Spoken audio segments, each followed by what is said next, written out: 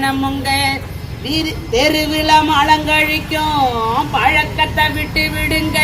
தெருவில மலங்கழிக்கும் பழக்கத்தை விட்டு விடுங்க. வேதனையா இருக்குதுங்க, வெக்க கேடா ஆகுதுங்க. வேதனையா இருக்குதுங்க, வெக்க கேடா ஆகுதுங்க.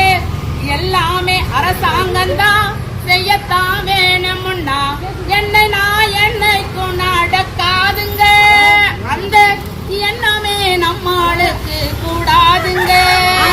அந்த இப்ப உள்ள காலகட்டம் ஒரு பிறந்த நாள் எடுத்துங்க, அப்படியே பத்திரிக்கை அடிச்சு பெரிய ஆடம்பரம் பண்ணி ஊர்மலாம் பத்திரிக்கை கொடுத்து நல்லா ஆடம்பரம் காட்டுறோம். அது மட்டும் அது அத்தியாவசியமான செலவு, நம்மளுக்கு மானத்தை காக்கக்கூடிய செலவு. இந்த கழிப்பறை காட்டுறதுக்கு நம்ம யோசிக்கிறோம். அந்த பிறந்த நாள் செலவு அத்தியாவசியமான செலவை நாம ஆடம்பரமா செய்யறோம்.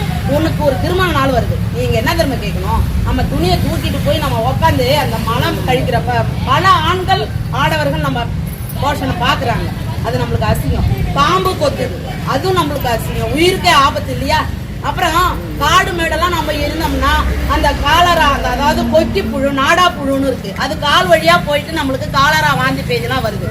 நம்ம ஒரு 12,000க்கு நாம அந்த காசை பாக்குறோமே, 20,000, 50,000, 30,000 ஆஸ்பத்திரியில கொண்டு செலவு பண்ணுவீங்களா? பண்ண மாட்டீங்களா? பண்ணுவீங்களா? பண்ண மாட்டீங்களா? மனசார செய்வீங்க.